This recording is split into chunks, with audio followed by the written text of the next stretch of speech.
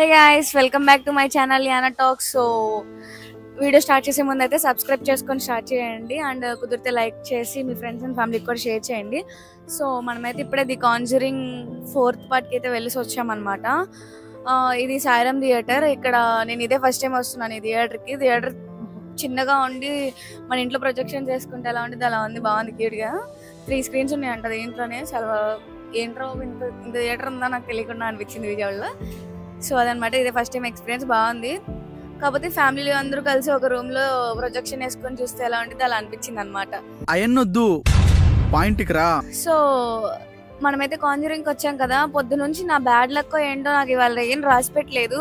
Even Woods fail to entertainers అనమాట.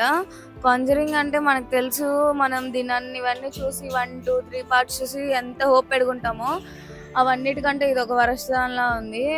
ఏమంత లేదు, జస్ట్ ప్రీవియస్ మూవీస్ని తీసుకొచ్చి చిన్నది తీసుకొచ్చి అనబెల్లని పెట్టేసి అక్కడక్కడ కొంచెం హారర్ సీన్స్ పెట్టారు అంతే. అంతకు మించి అయితే ఏం అనిపించలేదు నాకు సినిమా.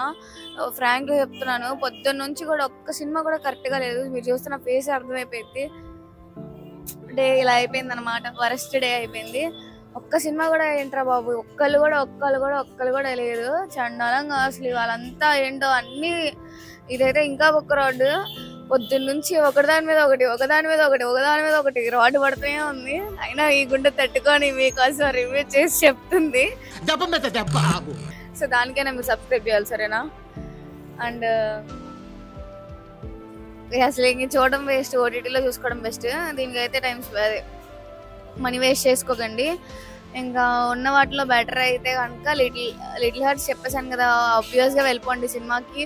అండ్ నా లిటిల్ హార్ట్స్ తర్వాత అంటే మద్రాసియే చెప్తాను, ఆ తర్వాత ఘాటి, ఆ తర్వాత కాంజరింగ్. అబ్బా అంత రాడ్ ఉంది సినిమా.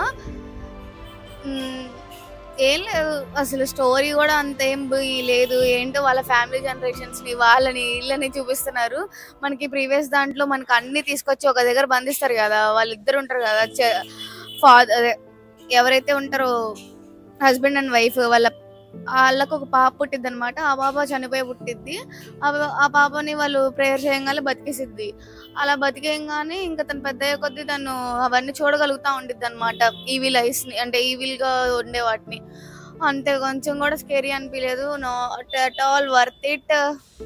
ఇది నా ఒపీనియన్, మరి మీది ఎలా ఉంటుందో నాకు తెలీదు. సో ఇది ఇవాళ రివ్యూ. సో కాంజరింగ్ అయితే కూడా ఫస్ట్ బాలే, మీ ఇష్టం, మీరు చూడొచ్చు. హాలీవుడ్లో ఇంత వరస్ట్ డిజాస్టర్ వస్తుందని నేనైతే ఎక్స్పెక్ట్ చేయాల. సో అంతే అనమాట, అంతే ఇవాళ రివ్యూ. చాలా షార్ట్ అండ్ స్వీట్గా చేస్తున్నా దీన్ని, ఎందుకంటే ఏం చెప్పలేకపోతున్నా అందుకనే. సో అంతే ఇవాళకి.